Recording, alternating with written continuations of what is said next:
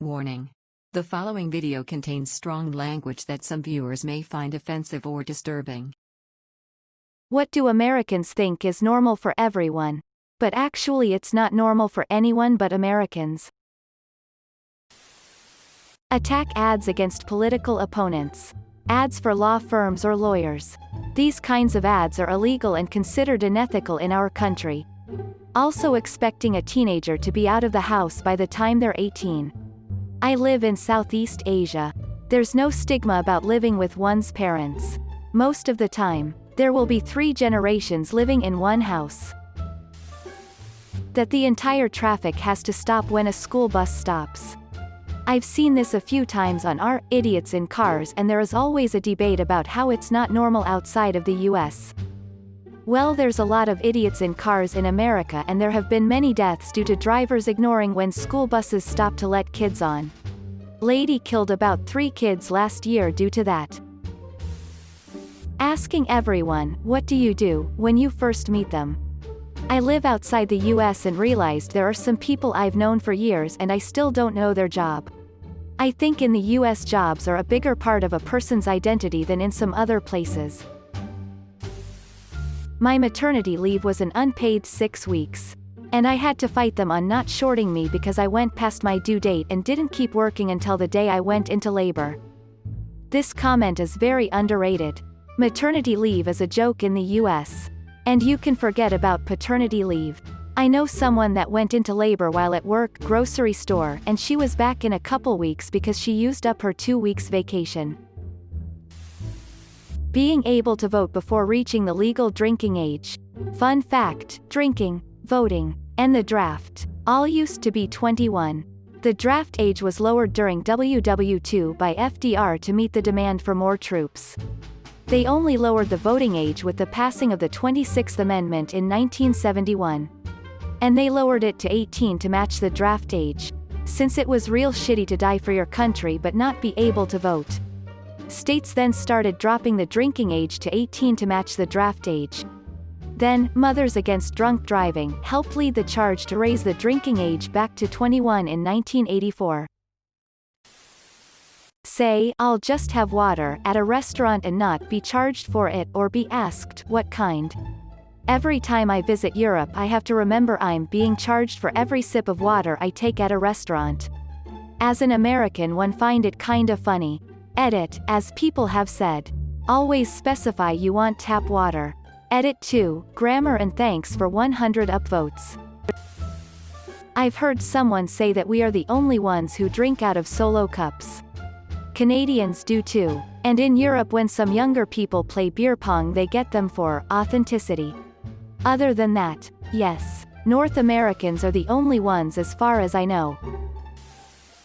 Started this topic thinking of reality TV about paternity court cases with the little children present as a trophy for winning.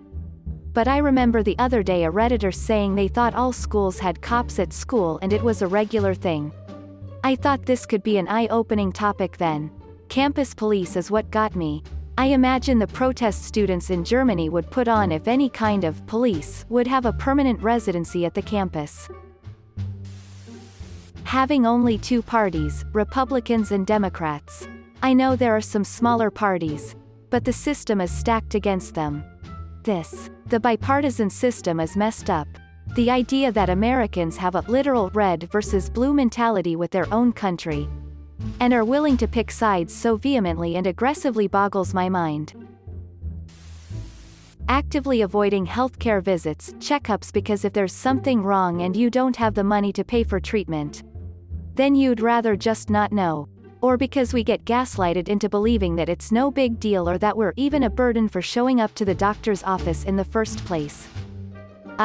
Yes. I rolled and sprained my ankle 2 months ago. A bad one. Badly tore a ligament. Mildly tore a second one. Damaged a nerve. The doc at urgent care told me I'd be fine in a week or 2 and most people wouldn't come in for something like this.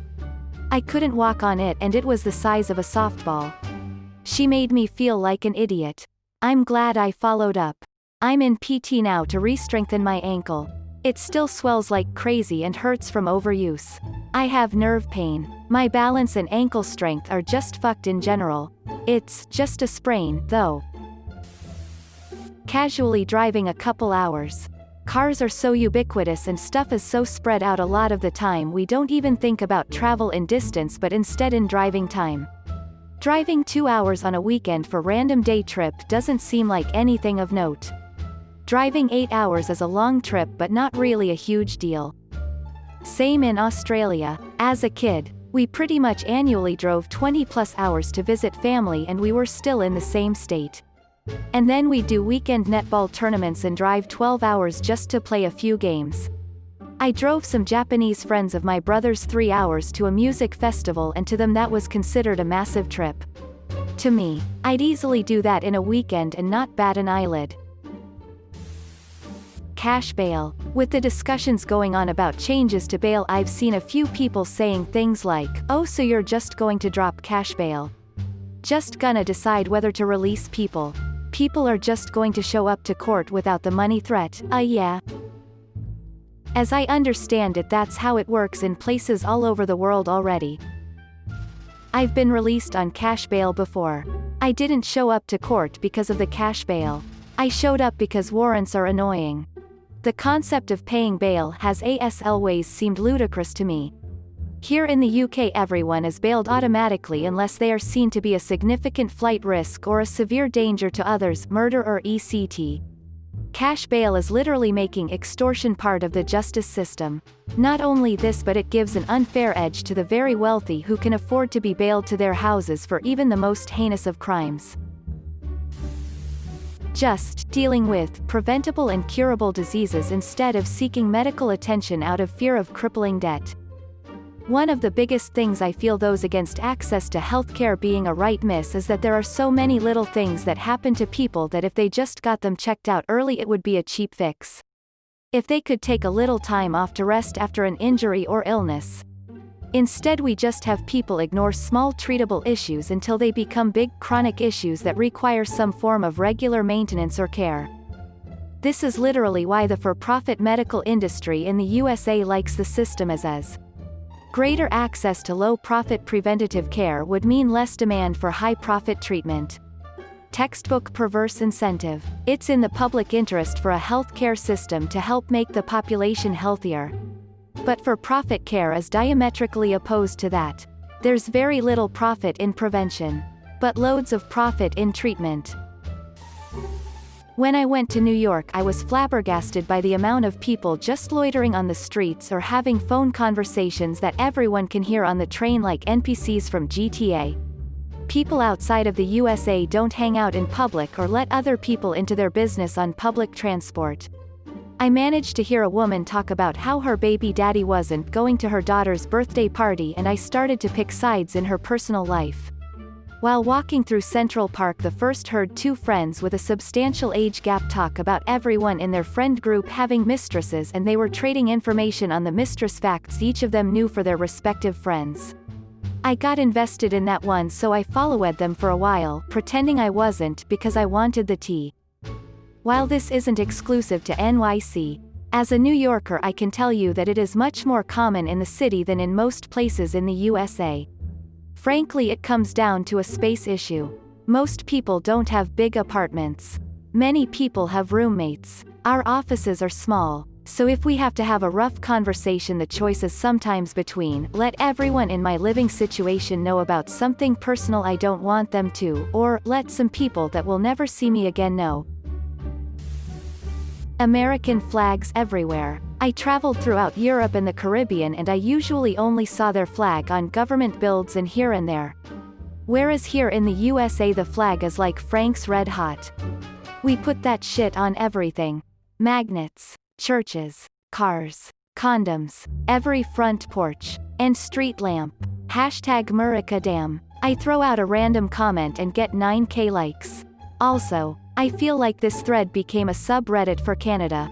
Some other countries do this too. In Canada, for example, they strategically put the Canadian flag and maple leaf everywhere. Even in logos, for example. Canadian McDonald's has a maple leaf in its logo, and most of my Canadian friends had never even noticed when I mentioned it. Toilet cubicles. Where people not only can peek, but an adult person could crawl into your cubicle. There is so much space under the door. Forget under the door. There are like centimeters of space all around the door. When I was there during the last election, I was shocked at how phrases like, "well, they have the black vote," or the Latino vote, came up all the time on the radio. Obviously it's not racist, but it's just something that would never come up in my country. Like, why would Latino people all vote for the same person? I'm an American, born and raised.